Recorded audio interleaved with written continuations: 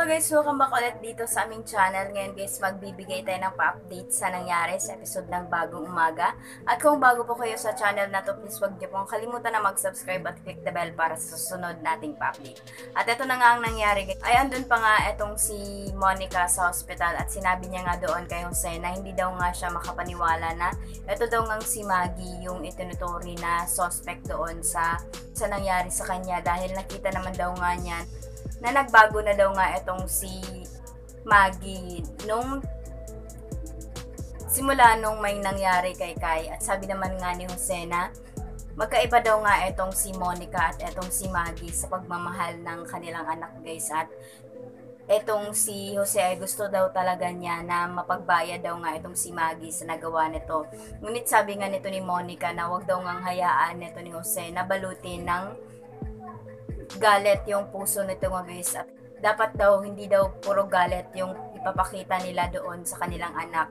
At sabi nga niya doon kay Jose na magagawa pa rin daw nga niya ang lahat, kaya pa rin daw nga niyang gawin yung magtatrabaho daw nga guys.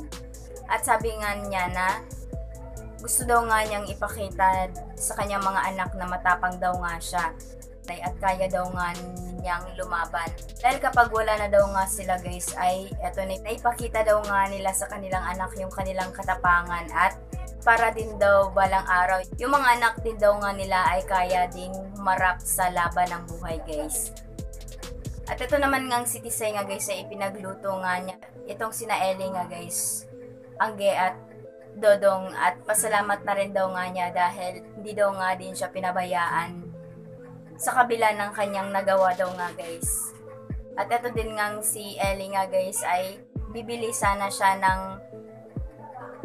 wheelchair para doon kay Monica, ngunit binigay na nga din ng boss nito ni Ellie sa kanya dahil etong si Ellie ay nakakatulong din daw nga ito doon sa kanyang pinagtatrabahuan daw nga guys, kaya binigay na rin ng kanyang boss doon kay Ellie yung wheelchair. Ito din nga si Ellie nga guys ay pinuntahan nga din itong si Monica doon sa hospital kasama itong si Dodong dala yung wheelchair, at tinuruan nga din ito ni Ellie itong si Dodong kung paano nga gamitin at isakay itong si Monica doon sa wheelchair nito.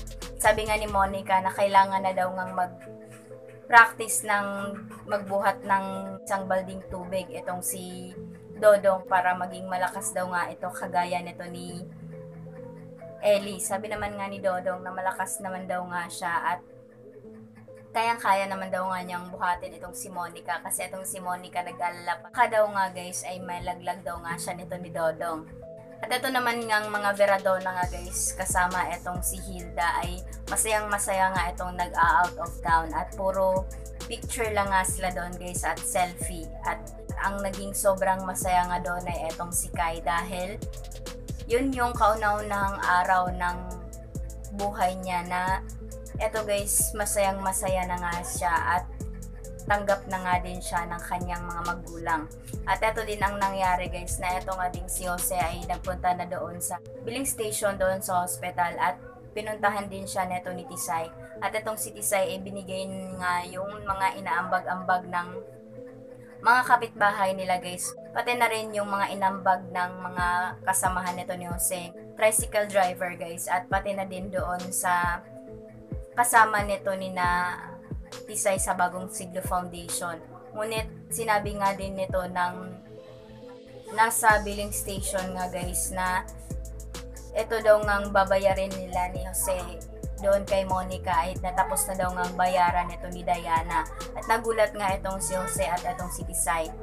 At doon din ay pinuntahan nga din ito ni Tisay itong si Diana doon sa opisina nito, at nagpasalamat nga itong si Tisay dahil sa tulong nito ni Diana.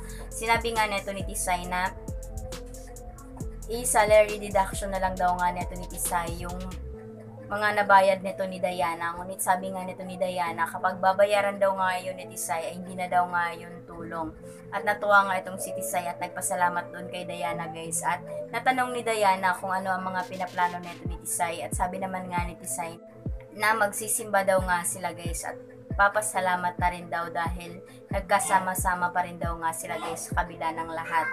At eto guys, nakauwi na rin nga itong si Monica guys, at masayang masaya nga itong sinatisay na sinalubo nga itong si Monica sa kanilang bahay, at naghanda pa sila ng pagkain nga guys para doon kay Monica, at inihanda nga daw nga ito ni Lola Pet.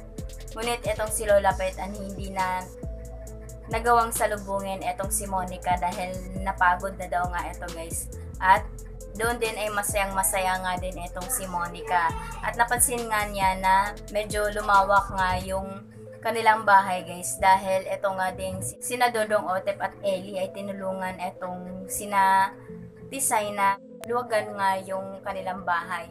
At doon din ay may nakita itong si Monica na isang bagay guys, at natanong na niya kung ano daw nga yun, at sinabi naman nga ni Ellie na kapag malakas na daw nga itong si Monica, yun daw nga yung gagamitin nila para mag-exercise itong si Monica guys. Isa daw nga yung muscle strengthening, at natuwa nga itong si Monica at sinabi niya nga doon kay Tisay na bigay na daw nga nito ni Tisay doon yung ibang medals nito kay Ellie, dahil parang gusto daw nga nito ni Ellie na mabigyan ng Boyfriend of the Year award daw nga guys, at nagtawanan na nga silang lahat doon. At doon din guys ay dumating itong si Diana at itong si Otep, at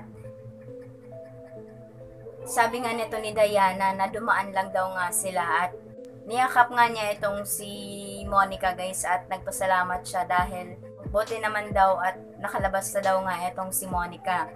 At doon din ay inimbitahan na nga din nila itong sina Diana at Otep na makasalo ito sa pagkain guys. At samantala ito naman ngang si Kai nga guys ay andun sa kanyang kwarto, at abala nga ito sa kanyang ginagawa na pag-iipon ng mga pictures nga guys ng magaganda daw nga nilang memories. At pumunta naman nga doon itong si Maggie at natanong kung ano ang ginagawa nito ni Kai, at sabi nga nito ni Kai na yun daw nga yung sabi ng kanyang therapist na ikikip daw nga niya yung mga happy memories daw nga guys. At ito naman ngang si Maggie ay natanong kung pwede ba daw nga siyang magdagdag ng mga pictures doon. At doon din guys ay kinuha nga nito ni Maggie yung mga albums nga nila doon, at tiningnan nga nito ni Kai guys, at masayang masaya nga din nilang inaalala yung panahon nung bata pa nga din itong si Kai. At dito guys, nakita din nga nila yung etong recognition nga nito ni Kai doon, ngunit naalala nga nito ni Kai na wala daw nga yung kanyang ama doon dahil hindi daw umattend dahil wala daw nga award etong si Kai. At eto naman ay nalungkot nga itong si Maggie, at sinabi nga nito ni Kai na di bale gagawa na lang daw nga sila ng mga bagong happy memories guys na magkasama silang tatlo. At doon din guys ay pumasok itong si Hilda, at sinabi nga ni Hilda na may naghahanap daw dito kay Maggie guys, at gusto ngang sumama nito ni Kai, ngunit sabi nga nito ni Maggie na andun lang daw muna itong si Kai sa kwarto. At doon din guys ay etong si Maggie ay hinuli na rin nga ito ng mga pulis, at sinabi nga nito ni Dr. Ian kay Maggie na wala daw nga sasabihin itong si Maggie, at antayin lang daw nga nila yung kanilang abogado. At doon din ay lumabas itong si Kai at nakita niya ang nangyari guys, at iyak nang iyak nga itong si Kai doon guys. At doon din sa bahay ni na Monica ay pinaalam na din nga nito ni Diana na hinuli na daw nga itong si Maggie dahil meron daw ngang nakapag-witness na ito daw ngang si Maggie yung may utos. Yun na nga po ang mga nangyari sa episode ng Bagong Umaga, at maraming salamat po sa inyong panonood. At kung gusto niyo po na malaman kung ano po yung teaser sa susunod na episode ay may nagawa na po pa-update.